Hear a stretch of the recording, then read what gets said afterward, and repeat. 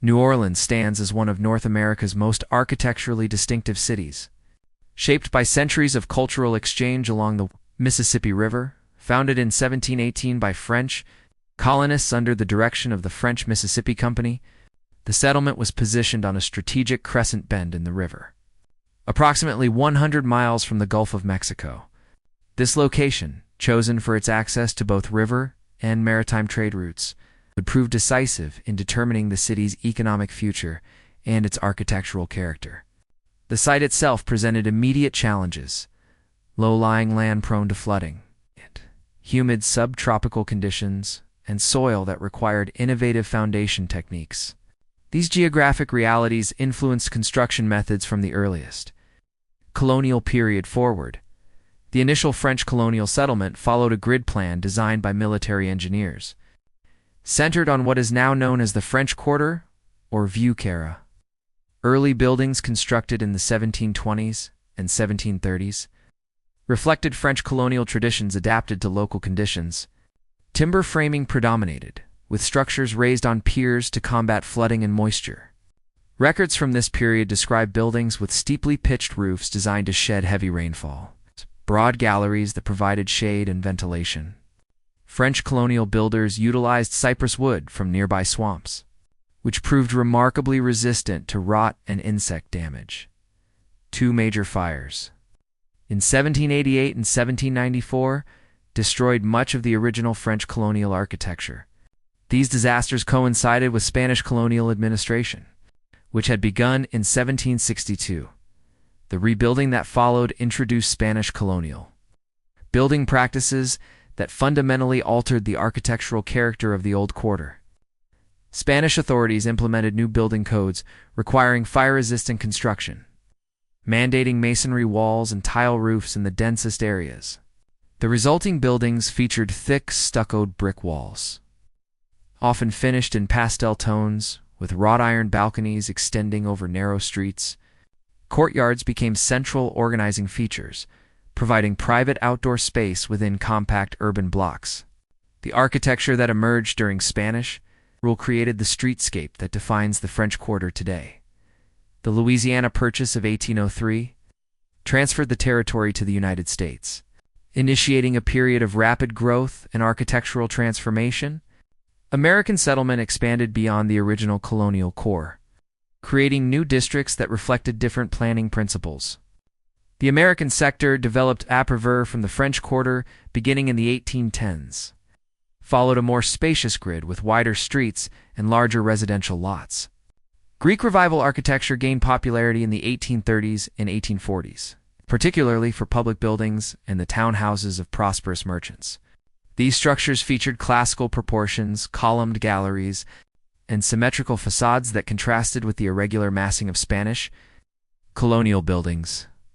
The antebellum period brought substantial wealth through cotton and sugar commerce, financing an expansion of the built environment. The Garden District, developed in the 1840s and 1850s on former plantation land, showcased a different residential model. Large detached houses set within landscaped grounds demonstrated the influence of plantation architecture adapted to suburban residential use. These homes often combine Greek Revival and Italianate elements, with raised first floors and wraparound galleries. Local foundries produced decorative cast-iron elements that became signature features throughout the city. The distinctive cast-iron galleries that characterize many French Quarter buildings were largely added during this period, overlaying Spanish colonial structures with ornamental details. Transportation improvements in the late 19th century enabled further urban expansion. Streetcar lines, introduced in the 1860s, made development feasible in previously distant areas. The shotgun house, a narrow rectangular dwelling, typically one room wide and multiple rooms deep, became the predominant residential building type in working and middle-class neighborhoods. Architectural historians note that this efficient house form may have drawn from African and Caribbean precedents, adapted to the narrow urban lots created by New Orleans subdivision patterns. Thousands of shotgun houses constructed between 1880 and 1920 established the residential character of neighborhoods, extending in all directions from the historic core. drainage.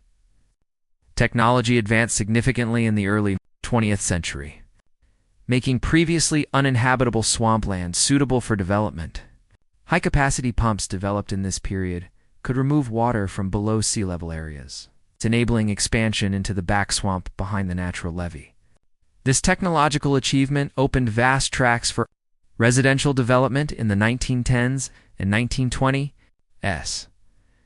Neighborhoods built during this period featured bungalow-style houses in early 20th century. Vernacular forms quite different from the architectural traditions of older districts.